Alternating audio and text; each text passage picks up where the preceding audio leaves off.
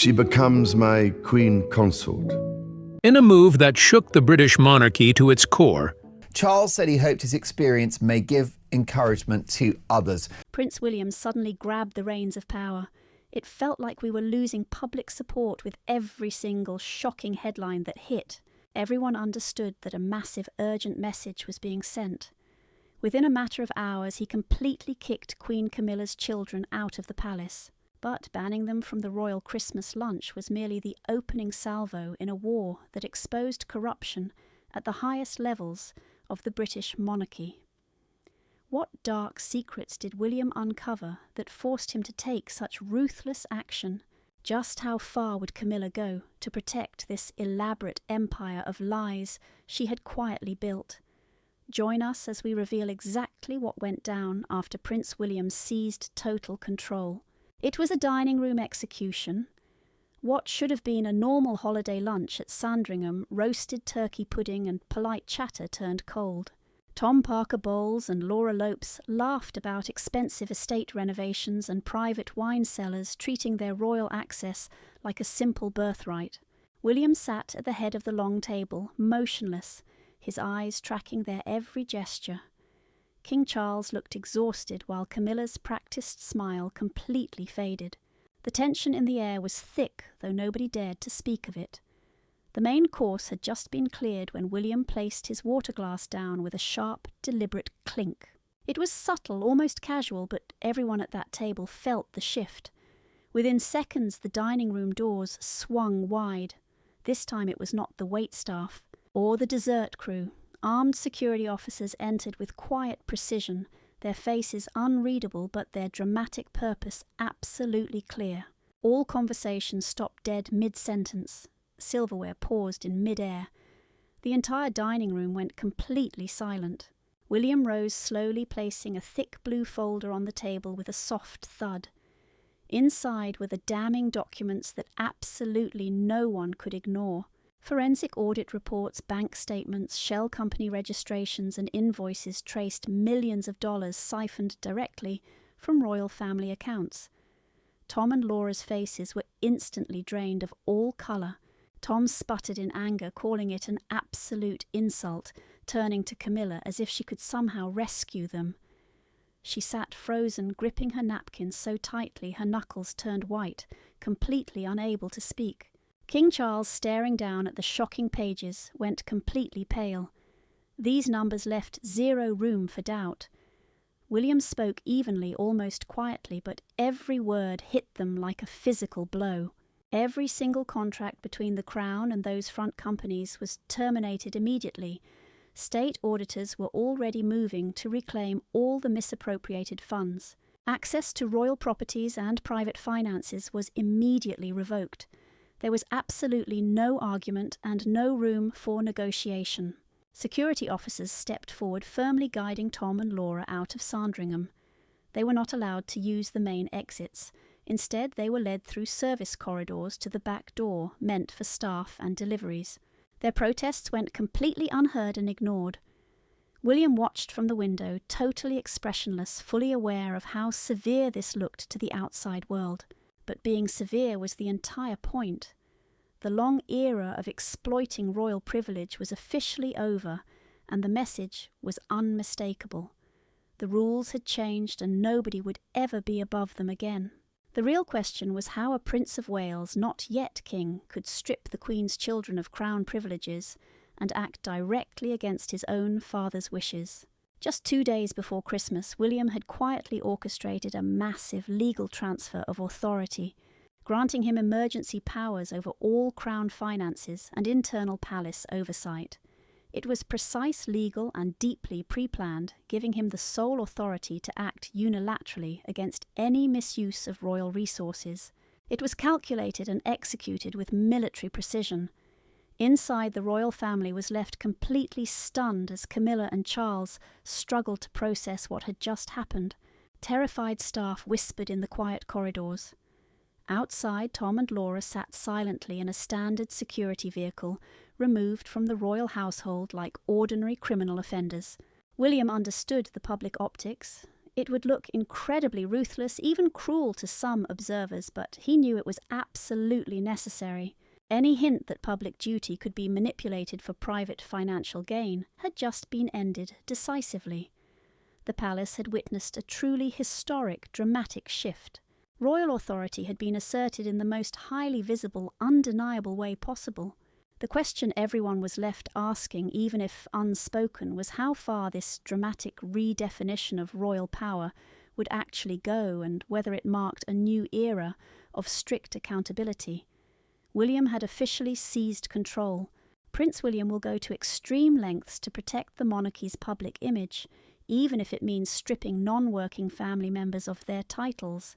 Just 48 hours before Tom and Laura's dramatic expulsion, a secret meeting took place that would never appear in any official court circular.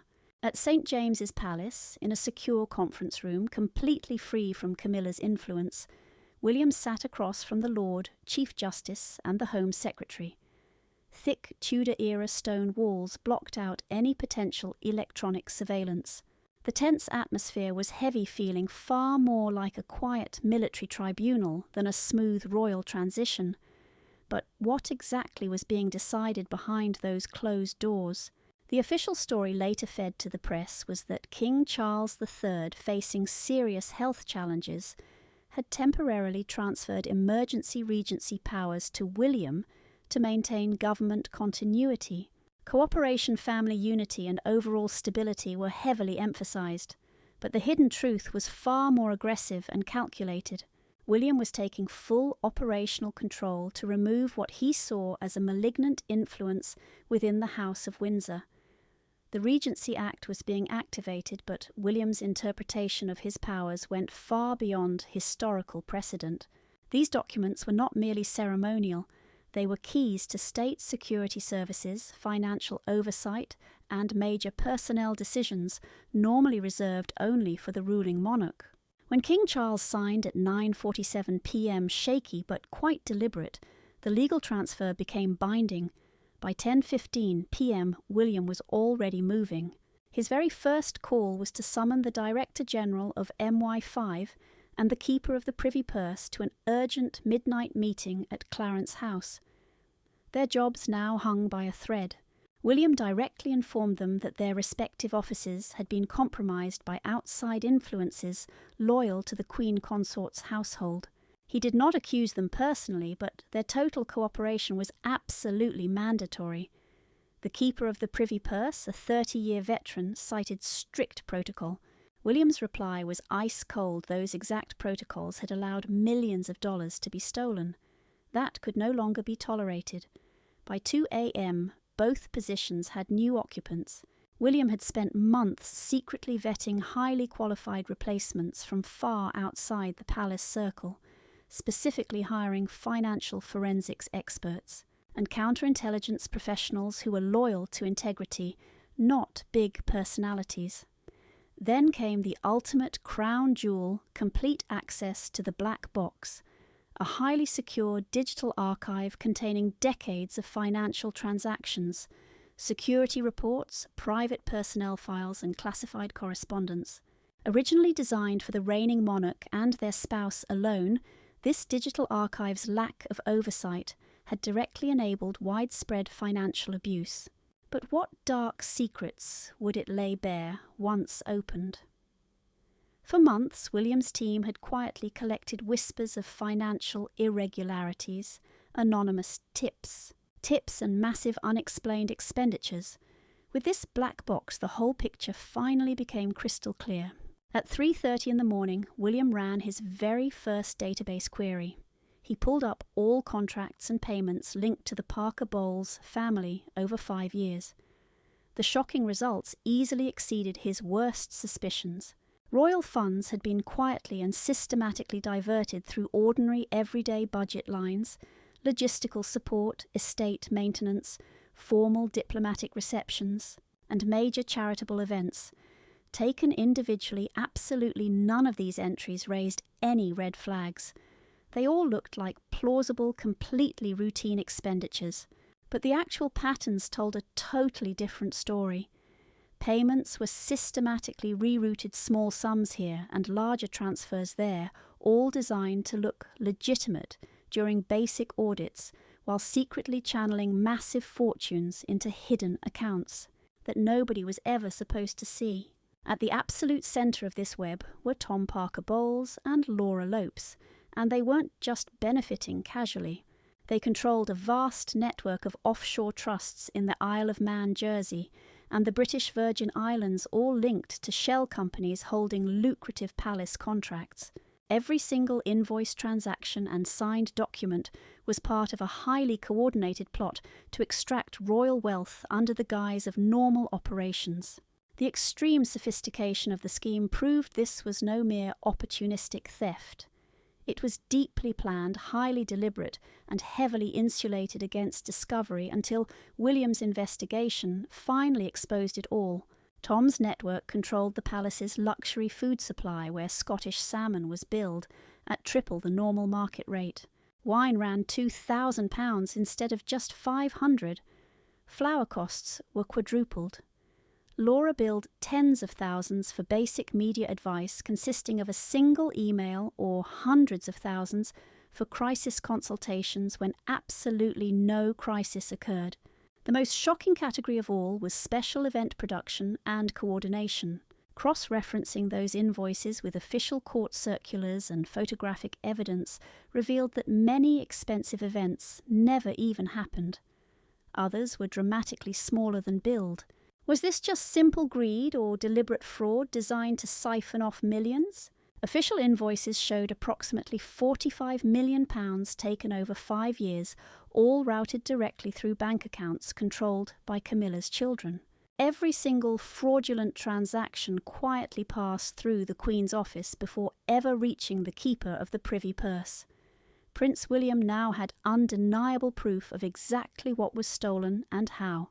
But what remained completely unclear was whether Camilla was simply being negligent or had actually orchestrated this entire massive scheme from the shadows. The answer hinged on one final crucial clue.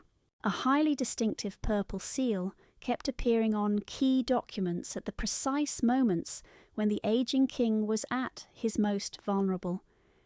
If that specific seal proved her direct complicity, the fate of the Queen's children and the ultimate balance of power within the monarchy would finally be decided a purple seal of absolute betrayal. The forensic accountants in William's secure basement operation were utterly exhausted, but completely relentless. These experts weren't typical palace bureaucrats accustomed to deferential treatment or long, slow lunches. They were elite investigators pulled from the Serious Fraud Office and former MI6 financial intelligence units, specifically trained to track down international money laundering. Working inside a windowless, highly secure room deep at Kensington Palace, with no internet, no phones, and absolutely no outside contact, their instructions remained remarkably simple: find the smoking gun. But who could have predicted they would uncover a betrayal so deeply intimate? A lead analyst who previously unravelled a £2 billion Russian money laundering network spotted the exact pattern that would shake the entire monarchy. She had been closely reviewing secret special fund expenditures, money set aside for urgent emergencies that completely bypassed normal royal oversight. Royal regulations dating back to George V required 2 separate signatures for any withdrawal, the keeper of the privy purse and the reigning monarch himself. This dual approval system existed specifically to prevent any unauthorised raids on the Crown's discretionary financial reserves. They compiled the special fund authorisations over 5 years, 237 transactions, totalling £87 million. She ran those signatures through advanced handwriting analysis software, comparing them directly to known exemplars from different periods. A healthy monarch's signature would typically score 95 to 98% confidence for consistency letter, formation and control. Shocking results. Large transfers between £500,000 and £3 million scored only 45 to 70%. These weren't just sloppy signatures. They were clearly produced by someone whose hand trembled, whose motor control was heavily impaired, someone signing under strong medication or extreme fatigue. Cross-referencing these signatures with King Charles's medical schedule made it look far worse.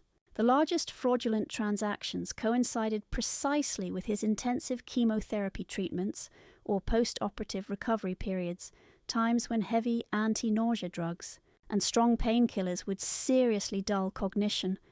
Someone had exploited his medical vulnerability with cruel precision. William sat in cold fury as analysts laid out the timeline showing signatures right next to medical records. They described it as a systematic exploitation of the king's vulnerable condition. But who had orchestrated it? Then came the infamous sandwiching technique. High-value requests were buried deep among mundane paperwork, ceremonial proclamations, diplomatic letters, military commissions, and charitable approvals stacked so the king would barely notice the dangerous documents. Palace staff loyal to Camilla's office would constantly press for urgency. "We really must sign these today, sir, perhaps quickly so you can rest." The king, trusting and deeply fatigued, signed, rapidly giving only seconds to each page. Was someone deliberately weaponizing his trust? The definitive final proof came from the purple seal. These special fund requests first passed directly through the Queen's busy office for administrative review, which included applying a highly distinctive seal, Camilla's own personal insignia, before sending those documents to Charles. On every single fraudulent authorization, right below Charles's trembling signature, sat that purple seal applied 24 to 48 hours in advance. Someone had deliberately approved the misuse. The implications were absolutely brutal. This was not just simple embezzlement, it was severe elder abuse. The king's illness had been cruelly exploited, his trust weaponized, millions siphoned from the crown, and the mastermind orchestrating it was meant to be his closest ally. Prince William now held undeniable digital evidence of this highly sophisticated financial scheme. But digital files wouldn't hold up in court.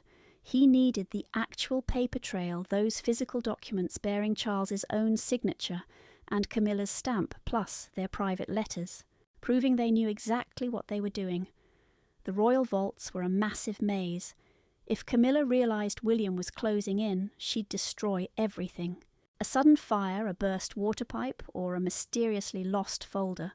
William had to tread very lightly here, so he set a clever trap. He intentionally fed details about the deep financial audit to insiders still loyal to Camilla, letting her feel the walls closing in on her.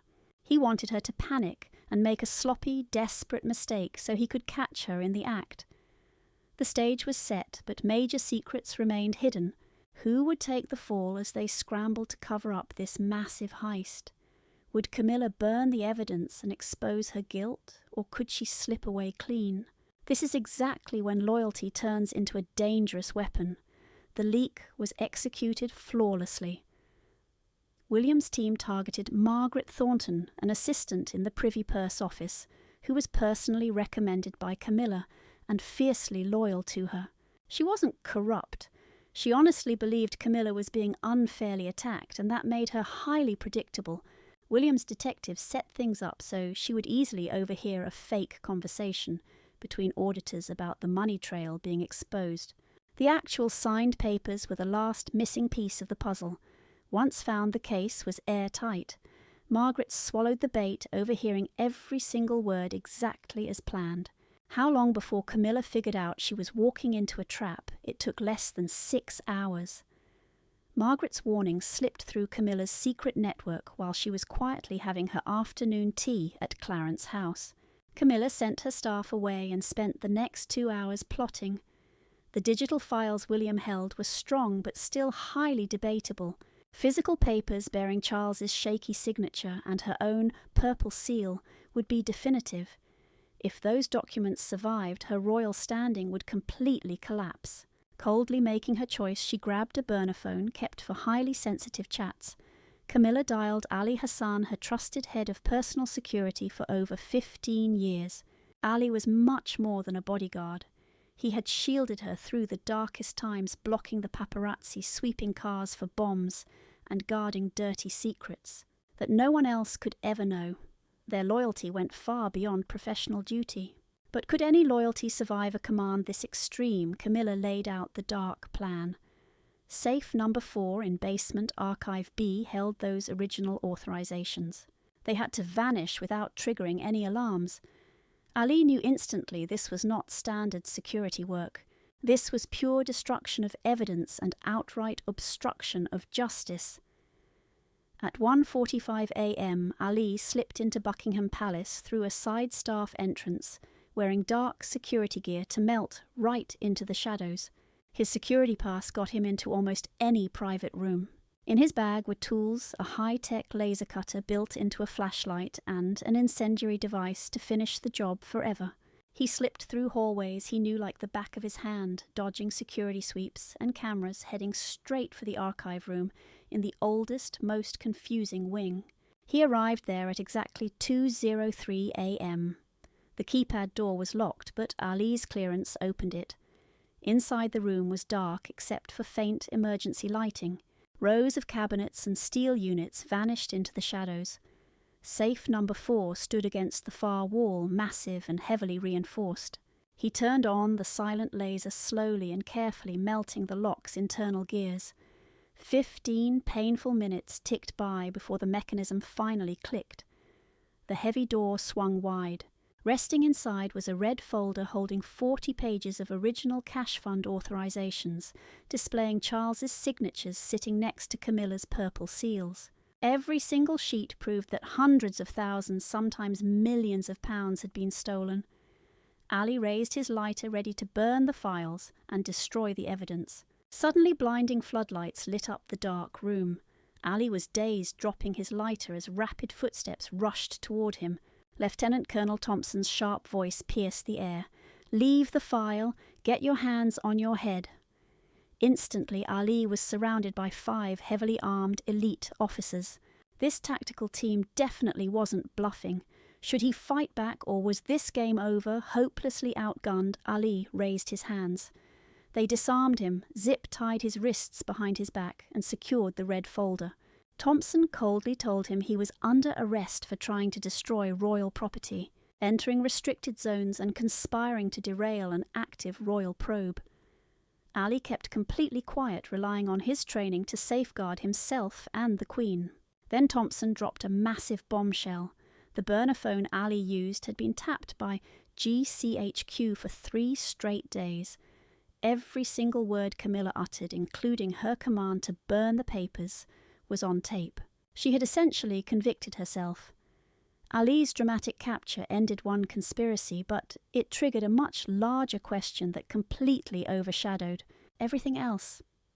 Why on earth would a queen risk a major felony and lose her most loyal security agent simply to burn the evidence? This is Ali's confession and the truth about the secret Charles Fund. Ali Hassan sat in an unlisted room, a high-security interrogation facility reserved for scandals way too sensitive for the standard police channels. The room was completely barren, a metal table, 3 chairs, soundproof walls and cameras in every corner.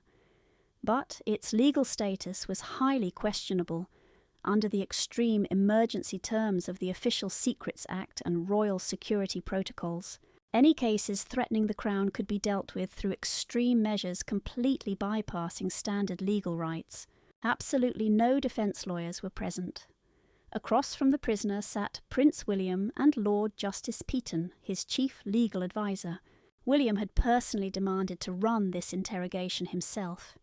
He didn't just want the dry facts of what Ali had done. He needed to know why a decorated officer would throw his entire life away to commit a crime for Camilla. Even loyalty has its limits, but had Ali crossed that line forever? The questioning began with a shocking audio tape. Camilla's voice was crystal clear, commanding Ali to burn those papers in basement archive B safe number 4. Ali's expression stayed stone cold, but William saw his jaw clench and his breathing grow tense. Camilla had not asked him to simply hide the papers. Instead, she demanded they vanish from existence. She didn't show any concern for his personal safety, nor did she provide an escape plan. Her sole focus was destroying the incriminating evidence. William slid documents across the table, spelling out the consequences. Ali faced 20 years minimum for trespassing, attempting to destroy national property, endangering a heritage site, conspiring to block a royal probe, and potential terrorism charges since he was armed. His entire family stood to lose their pensions, housing, and school funding. Decades of loyal service wiped out in 1 second. But a second paper offered a lifeline. Complete cooperation would buy him witness protection perks, a slashed prison sentence, and guaranteed safety for his family. Ali would testify about the secret plot, the money schemes, and Camilla's direct role. He sat there mute, battling his conscience, fear, and old loyalties. When he opened his mouth, he confessed that his devotion had crossed into flat-out criminality. Camilla had not asked him to shield a victim. She had ordered him to commit a major crime to mask the systematic plunder of a dying monarch. That truth changed everything. For 6 hours, Ali's testimony exposed the depth of Camilla's operation. It was not just random opportunism, it was cold calculation. She established a secret post, Charles' Safety Fund, aiming to grab at least £100 million in private assets to shield herself once the king passed. She used her own kids as shields, routing lucrative royal contracts through dummy corporations to wash millions into their private trusts. Ali detailed exactly how Camilla manipulated King Charles into signing those deals. She stole his medical schedule by pretending to align her own appointments, then pushed documents on him when he was completely defenseless right after. Heavy chemo and intense anti-nausea medication when his mind was too foggy to read the fine print. Files supposedly aiding charities actually fed her kids' dummy businesses. Ali confirmed that Camilla felt absolutely zero guilt. Her sole anxiety came from the terror of getting caught, never from caring about the suffering monarch. She viewed the systematic exploitation of her sick husband as a brilliant business move, boasting of her covert, highly efficient system. The testimony left Prince William physically trembling. He knew some greed existed, but this calculated, endless abuse of his dying father was too much to bear. Camilla had weaponized trust sickness and love to enrich herself and her children. His own father, who had fiercely protected and adored her, had been systematically stabbed in the back. Ali's statements cemented the case. The whole plot lay bare from shredded files to money laundering, but the toughest battle still loomed. William now had to look his father in the eyes and prove the devoted wife by his bedside was actually the mastermind behind his ruin. The files, the taped confessions, and the timeline of betrayal were now in William's hands. The plot was fully exposed, but a devastating question remained. How do you tell a dying monarch that his beloved wife was actually his most dangerous enemy? And how would this shocking truth impact the fragile pieces of his dying empire, the king's quiet downfall? The next morning broke grey and freezing, with heavy skies mirroring the storm about to hit the royal estate. William drove himself straight to his father's home, completely ignoring protocol. This needed to be a raw conversation between a father and son, king and regent, tackling a betrayal that could ruin the family forever. He showed up at 9 a.m. holding just a simple leather briefcase. The damning evidence inside felt heavier than anything he had ever carried. Charles sat in his private study, surrounded by a lifetime of royal history. The cancer had rapidly aged him, leaving his pale skin looking paper-thin and fragile. His body had withered, making his usual noble posture look dangerously frail. Camilla sat close by, clutching a book, playing her favourite part of the doting spouse. The moment she saw William, she froze. She knew instantly this was a conversation she could not control or manipulate. William's face was stone. He was no longer the boy who could be shamed into silence. He set the briefcase down and quietly arranged the files on the table in a precise, chilling order. First came the forensic audits and cash charts, tracing money from royal accounts through dummy corporations directly into Parker B's private trusts. Next, he laid out the authorization forms, each stamped with Charles's signature and Camilla's personal purple signet seal. He broke down the scale. Over 5 years, £87 million had vanished from the palace using fake invoices and bogus contracts.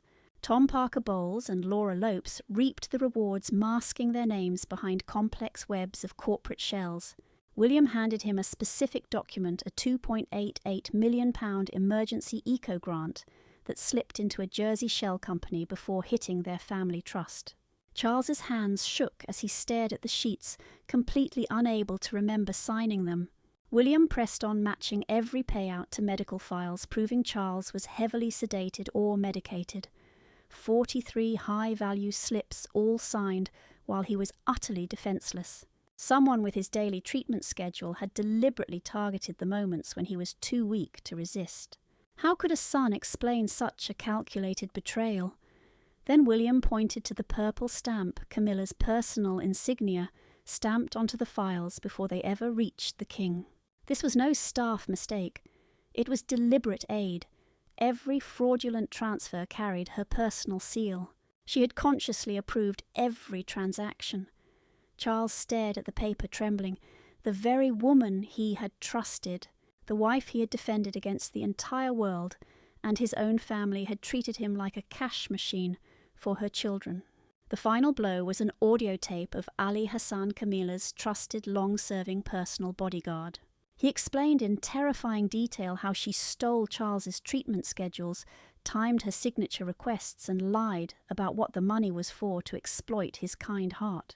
She openly called her retirement scheme the Post-Charles Safety Fund, targeting $100 million in private assets.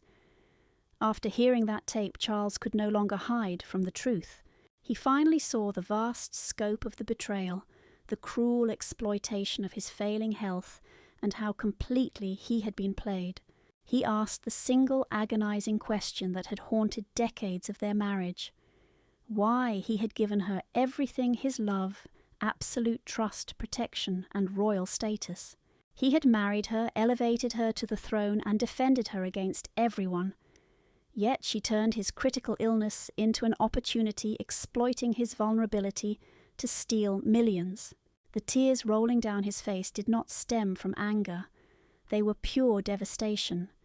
It was grief at realizing his final years had been spent living a total lie. Camilla tried to speak and explain her actions, but every defense collapsed against the crushing weight of legal documents and witness testimony. Her tears were not shed out of remorse. They were pure fear. She realized her carefully constructed world was unraveling, and she was frantically calculating how to survive. She desperately tried to blame William, claiming his deep resentment over Princess Diana's memory had driven her to protect herself. But William cut right through her pathetic excuses. Her intense fear of losing money had ended up costing her the only thing that truly mattered, King Charles's trust. Charles retreated inward, quietly processing the shocking totality of her deception.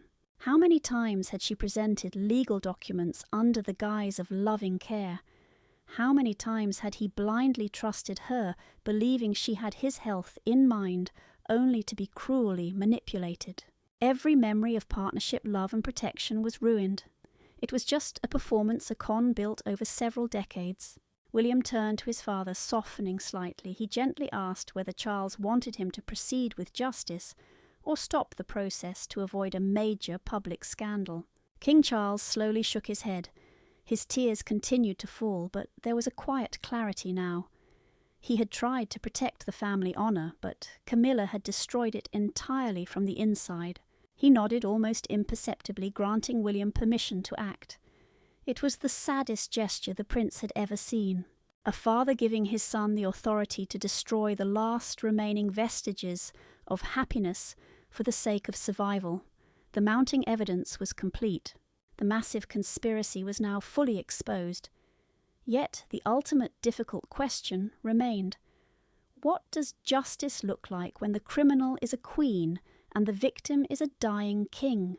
Prince William now faced the incredibly daunting task of deciding how to hold someone accountable in a system specifically built to protect senior royalty.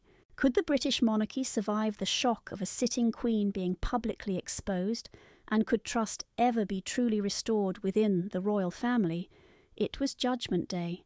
William stood directly facing Camilla, knowing this would be the final time they ever occupied the same room together. His voice was steady, carrying the immense weight of authority and finality. She was not being spared out of mercy. She was being quietly removed because the monarchy simply could not survive a public criminal trial against a queen consort. He made that absolutely clear immediately. He pulled a formal legal order from his briefcase sealed by the Prince Regent and countersigned by the Lord Chief Justice. The terms of the document were absolute. She would leave the estate within 15 minutes and immediately relocate to a highly remote, isolated property in the Scottish Highlands. Her access to public taxpayer funds would be limited to a very small, tightly monitored stipend. She would retain the title of Queen Consort in name only, but would be permanently barred from all public appearances, royal events, or ceremonial duties. Most strikingly, she would have absolutely no contact with Charles, no visits, no letters, and no phone calls allowed. Any communication would go strictly through legal channels. Her children's contact would also be limited and heavily supervised, contingent on their full cooperation with paying financial restitution. William was unyielding. Her children avoided criminal charges only because they fully complied. Camilla tried to argue desperately, citing her legal rights as queen, but William quickly cut her off. The alternative was stark full criminal prosecution for major fraud, embezzlement, and elder abuse. This meant prison time for her public trials for her children and a massive scandal broadcast worldwide. She realized immediately that any resistance was completely pointless. King Charles offered no intervention, staring away toward the window, refusing to acknowledge her presence. She weakly whispered acceptance, broken and utterly defeated. 2 security officers entered, professional and unflinching, guiding her directly to the vehicle waiting outside. She could bring only the clothes she wore. All of her other possessions would be carefully inventoried, and anything not deemed sentimental would be sold off for restitution. Each step toward the car was a step out of her royal life, leaving behind the home she had manipulated for years to enter total obscurity. William watched the Range Rover slowly disappear behind the ancient oak trees before turning back to Charles. The king remained seated, staring into the grey morning, processing deep devastation and profound relief simultaneously. William gently placed a reassuring hand on his father's trembling shoulder, reminding him that while he had been deeply betrayed, he was now fully protected. Charles nodded slightly, still trembling, and asked quietly what would happen next. William assured his father that the immediate danger was over, the deceit uncovered, the guilty removed, and their finances stabilized. But he made it clear their work was only beginning. Public trust had to be completely rebuilt, internal oversight strengthened, and the entire monarchy reformed to prevent any future abuse. Charles agreed, but gently cautioned that vigilance must not come at the expense of basic humanity. The monarchy's value came from personal connection, warmth, and trust, not rigid control. William acknowledged that keeping this balance would be his greatest challenge. Kate entered the room quietly, standing beside her husband, as a reminder that real leadership requires partnership. She gently reassured Charles that he would be well cared for, surrounded by people who loved him for who he was rather than for his crown. Charles, still emotionally raw, recognized that his family was finally acting in his genuine best interest, rather than worrying about the public interest of appearances. He expressed deep gratitude for William's courage and wisdom, fully acknowledging that forcing him to confront the dark truth was a cruel but necessary act. The tense discussion then turned to the children. Tom and Laura would repay much of what was stolen and quietly fade from public life, avoiding criminal prosecution only if they continued cooperating. Any immediate attempt to rehabilitate their public image could trigger swift legal consequences. The royal family, once a toxic network of manipulation and secrecy, was now under strict accountability. Eventually, Charles's sheer exhaustion grew deeply evident. As William and Kate prepared to leave, they paused to remind him of their devotion and love. William emphasised that this exile, harsh as it seemed, was the only way to protect both the man and the royal institution. Charles, though deeply grieving, recognised the truth in those words and managed a small, sad smile. As they walked slowly to their car, William looked back at the massive estate, outside the window where King Charles sat. He felt a deep relief that the toxic corruption was finally gone, yet a heavy sorrow lingered for the pain alongside the massive, daunting task ahead. Kate silently squeezed his hand, sharing the heavy weight of responsibility. The estate faded in the distance, finally leaving the past behind them. But the questions remained. Could the royal family survive such a deep betrayal from right within? Could trust be rebuilt not just publicly, but deep inside the family and the ancient institution shaken to its core? William did not answer immediately. He simply stared ahead, knowing the real test was only just starting. Can the British monarchy ever fully recover from a betrayal right at the top? And when William becomes king, will Camilla remain completely isolated in exile? Share your thoughts in the comments below, and remember to like, share and subscribe for even more videos. Also click the next video on your screen. You are going to enjoy it